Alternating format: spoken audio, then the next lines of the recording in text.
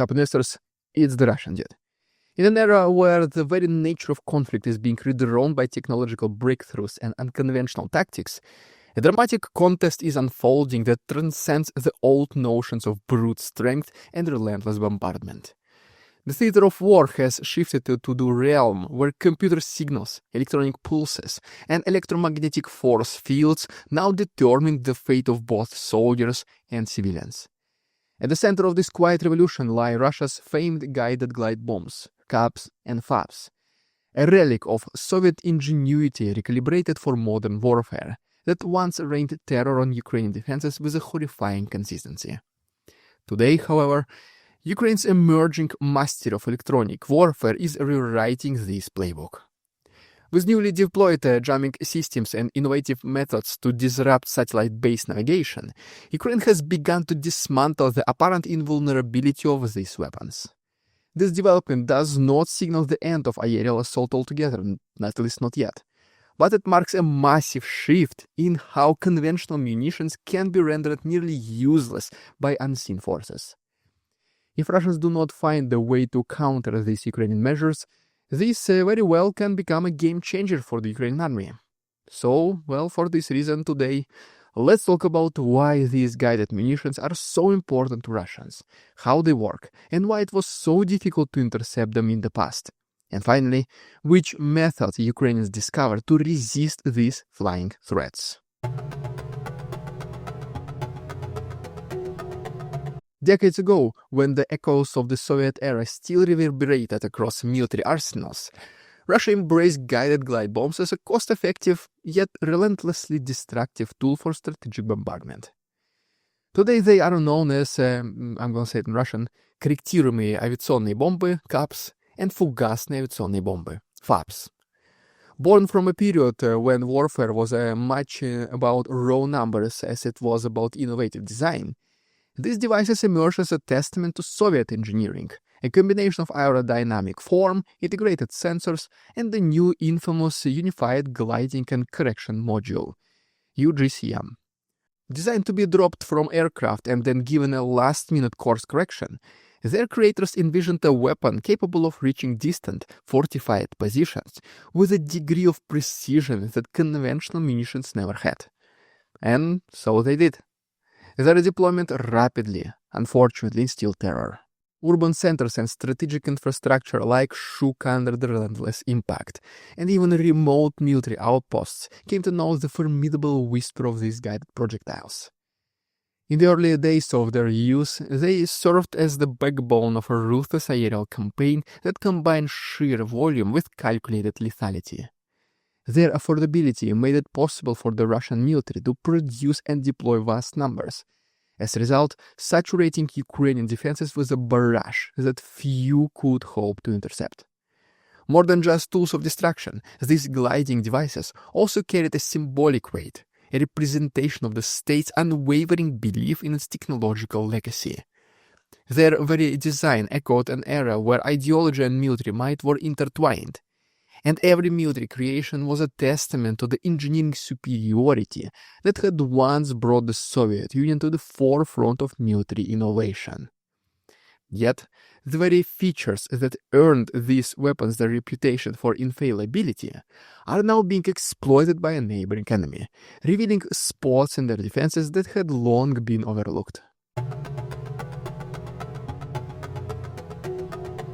On the periphery of this aged arsenal, a new form of conflict was quietly taking shape. A conflict waged not by bullets or bombs, but by streams of electromagnetic interference and rapidly transmitted digital commands. Recognizing that the greatest strength of KABs and FABs lay in their reliance on satellite navigation for corrective guidance, Ukrainian defense planners embarked on a radical transformation. They invested heavily in sophisticated electronic warfare systems with the sole purpose of severing this critical lifeline. In the midst of this new campaign, the battlefield assumed a new form and shape. Instead of the familiar roar of engines and the deafening sounds of war, there emerged a much subtler, monotonous noise, which is a constant barrage of jamming signals and disrupted coordinates. Ukrainian technicians, researchers, and soldiers worked with remarkable synergy to deploy electronic countermeasures that could intercept and neutralize the deadly precision of these guided munitions. Their approach was not one of aggressive retaliation, but of careful subversion. By infiltrating the electromagnetic environment with powerful interference, they forced the bomb's guided systems into a state of disarray before the ordnance could close on it in its designated target. This is a very important detail in this new Ukrainian method of electromagnetic warfare. The triumph of this method lies in its irony. While modern militaries have long celebrated the increased precision that satellite navigation affords, it is this very reliance on digital positioning that now constitutes a fatal vulnerability. Ukrainian electromagnetic warfare stands as a testament to a new kind of arms race, one where the battle is fought with invisible forces and where victories are measured by the derailed trajectories of weapons that once embodied unchallenged lethality. This silent revolution in warfare, almost quite literally, driven by ingenuity and a deep understanding of modern technology, has irrevocably altered the balance of power in the skies. And here is how all this works. At the epicenter of this emerging warfare lies a conflict that is as abstract as it is consequential, a contest over the intangible domain of satellite signals and digital coordinates. The precision of the guided glide bombs was once their defining asset, enabled by the sophisticated UMPK or UGCM kits that corrected and refined their flight paths with near-miraculously accuracy. Over time, these systems became emblematic of modern warfare's marriage of hardware and software, seamlessly integrating aerodynamics with cutting-edge satellite navigation. However, the same dependency on satellite feeds that allowed KABs and FABs to glide gracefully into enemy's territory has now become a glaring liability. And was much simpler than anyone could have ever imagined, because sometimes the simplest things are the genius ones. Ukrainian forces have introduced targeted countermeasures, employing high-powered jammers and spoofing techniques that disrupt or scramble the stream of signals essential for this device's functionality.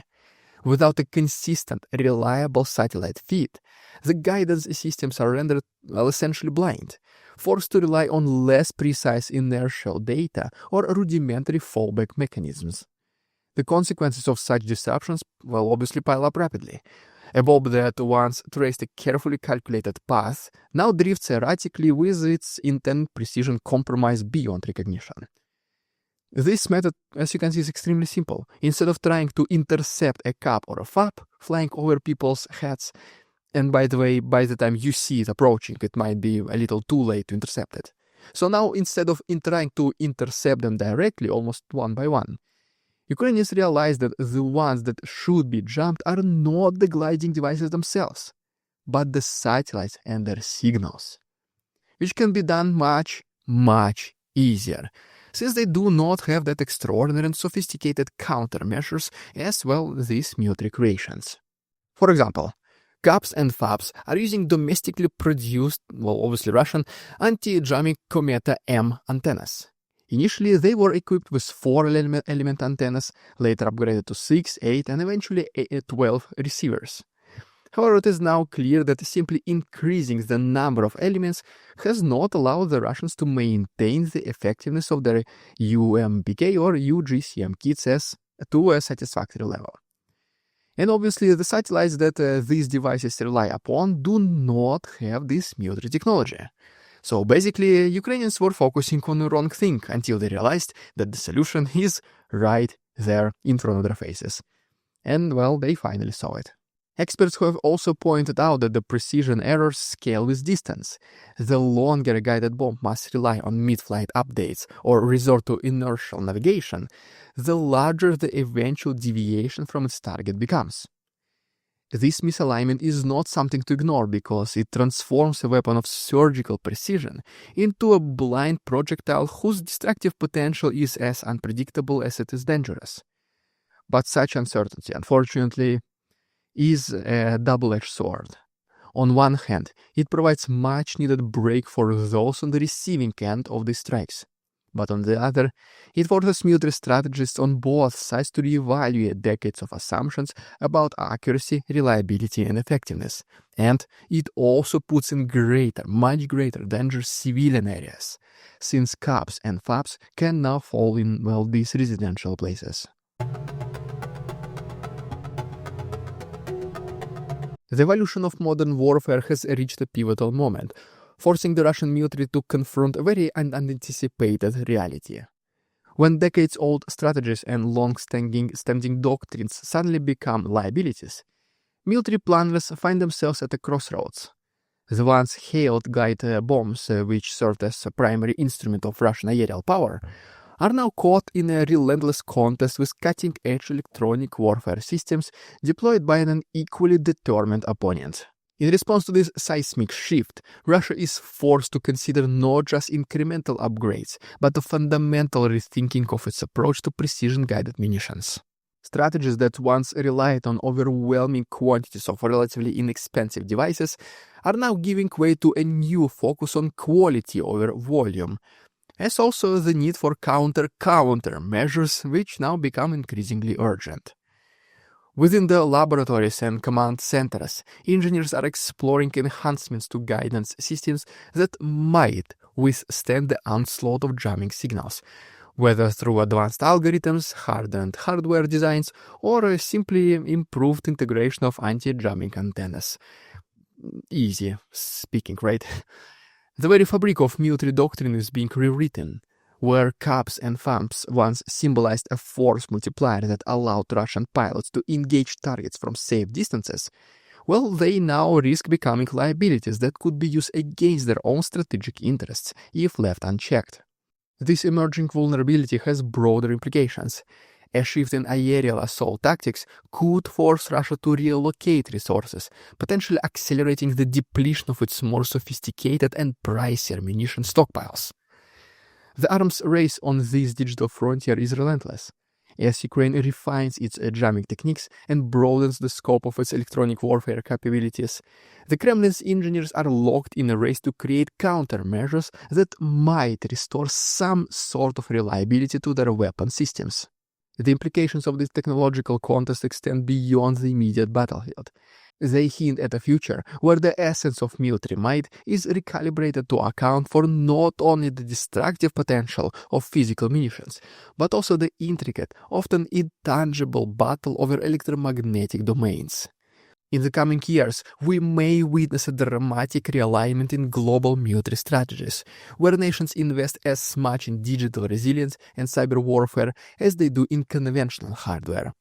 And honestly, we already did see some sort of change in how modern warfare is conducted.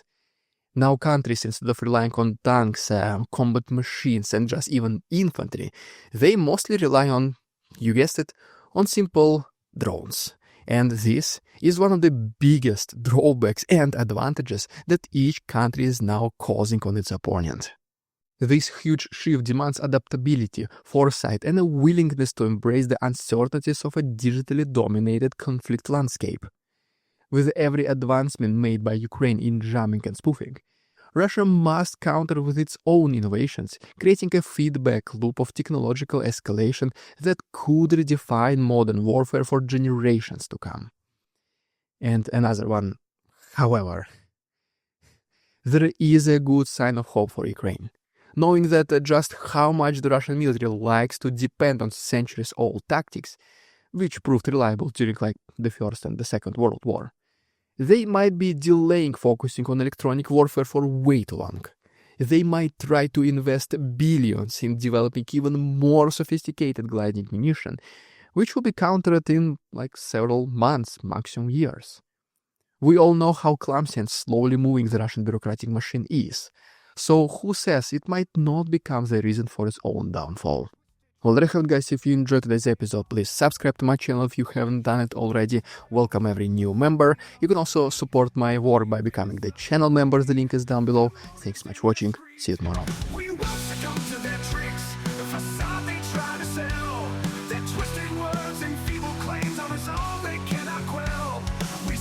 Through their lies,